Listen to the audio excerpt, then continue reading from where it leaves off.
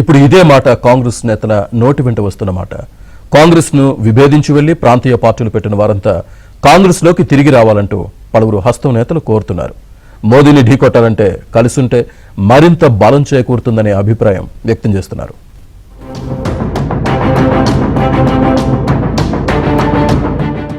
ఘర్ వాపసీ. ఇప్పుడు ఈ వ్యవహారంపై దేశవ్యాప్తంగా చర్చ జరుగుతోంది. మమతా బెనర్జీ నేతృత్వంలో తృణమూల్ కాంగ్రెస్ పార్టీ త్వరలో కాంగ్రెస్ పార్టీలో విలీనం కాబోతుందనే చర్చ జరిగింది. కానీ కాంగ్రెస్ నాయకత్వం మాత్రం అలాంటిదేమీ లేదని, ఇండియా కూటమిలోనే మమతా బెనర్జీ ఉంటారని కేసీ వేణుగోపాల్ స్పష్టం చేశారు. కానీ కాంగ్రెస్ పార్టీని విభేదించి ఏర్పడిన ప్రాంతీయ పార్టీలన్నీ విలీనం కావాలంటూ కాంగ్రెస్ నేతలు రాగం పాడుతున్నారు. బీజేపీని ఎదుర్కోవడానికి ఇదే ప్రత్యామ్నాయమంటున్న సంజయ్ రౌత్, అశోక్ గెహ్లోట్, నానా పటోలే చేసిన వ్యాఖ్యలు ఘర్ వాపసీకి మరింత బలం చేకూరుస్తున్నాయి.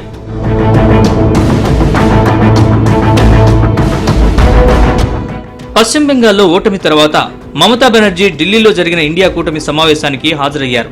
అంతేకాకుండా వరుసగా సోనియా గాంధీ, రాహుల్ గాంధీతో మమతా బెనర్జీ సమావేశాలు నిర్వహించారు. భేటీల తర్వాత ఈ విలీనం వార్తలు బయటకొచ్చాయి. ఈ వార్తలపై కాంగ్రెస్ అంతర్గత వర్గాలు మాట్లాడుతూ విలీన ప్రతిపాదన కాంగ్రెస్ నుంచి కాకుండా టీఎంసీ ఇతర పార్టీల నుంచే రావాలని, కాంగ్రెస్ ఎలాంటి ఒత్తిడి చేయదని చెబుతున్నాయి. ఈ నేపథ్యంలో మహారాష్ట్ర కాంగ్రెస్ సీనియర్ నేత చేసిన వ్యాఖ్యలు ఇప్పుడు రాజకీయాల్లో కొత్త చర్చకు దారితీశాయి. ఒకే భావజాలం కలిగిన శరద్ పవార్, మమతా బెనర్జీ కూడా కాంగ్రెస్ లో విలీనం గురించి ఆలోచిస్తున్నారని నానా పటోలే వ్యాఖ్యానించారు. ఇది కేవలం పొత్తు మాత్రమే కాదని, పూర్తి స్థాయి విలీనం కావచ్చని అన్నారు. संवैधानिक संस्था को खत्म करने का काम, संविधान को खत्म करने का काम और देश को बेचने का काम जो शुरू किया है, तो देश बचना चाहिए और कांग्रेस के साथ बच सकता है।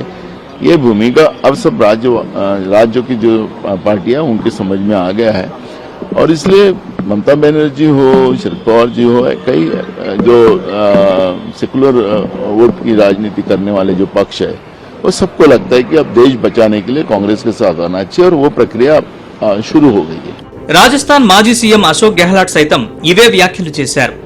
దేశంలో ఓట్ల చీలికను అడ్డుకోవాలంటే లౌకిక ప్రజాస్వామ్య భావజాలం కలిగిన శక్తులన్నీ ఏకం కావాలని పిలుపునిచ్చారు. ప్రాంతీయ పార్టీలన్నీ కూడా తిరిగి కాంగ్రెస్ లో చేరాలని, రాహుల్ గాంధీ నాయకత్వాన్ని అన్ని ప్రతిపక్ష పార్టీలు అంగీకరిస్తే దేశ రాజకీయాల్లో కీలక మార్పు వస్తుందని అన్నారు.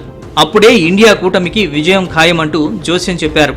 संजय राउत का मैं सपोर्ट करता हूं कि ये सब पार्टियों की जो रीजनल पार्टी बन गई, कांग्रेस अलग हो गए, उन सबको वापस शामिल होना चाहिए और राहुल गांधी को नेता स्वीकार करना चाहिए दिल से, पहले से ही.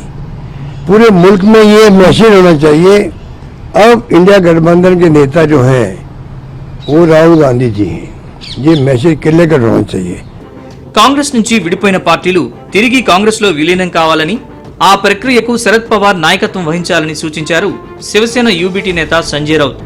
అయితే ఈ వ్యాఖ్యల్ని శరద్ పవార్ కుమార్తె సుప్రియా సూలే ఖండించకుండా ముందుగా వర్షం పడనివ్వండి, గొడుగు తీసుకోవాలా, రెయిన్ కోట్ వేసుకోవాలా అని చూద్దామంటూ ఆసక్తికర వ్యాఖ్యలు చేశారు. ఇదిలా ఉంటే ప్రాంతీయ పార్టీలన్నీ విలీనమైతే ఓటింగ్ తీరుతెన్నులు మారిపోతాయని కాంగ్రెస్ నేతలు భావిస్తున్నారు.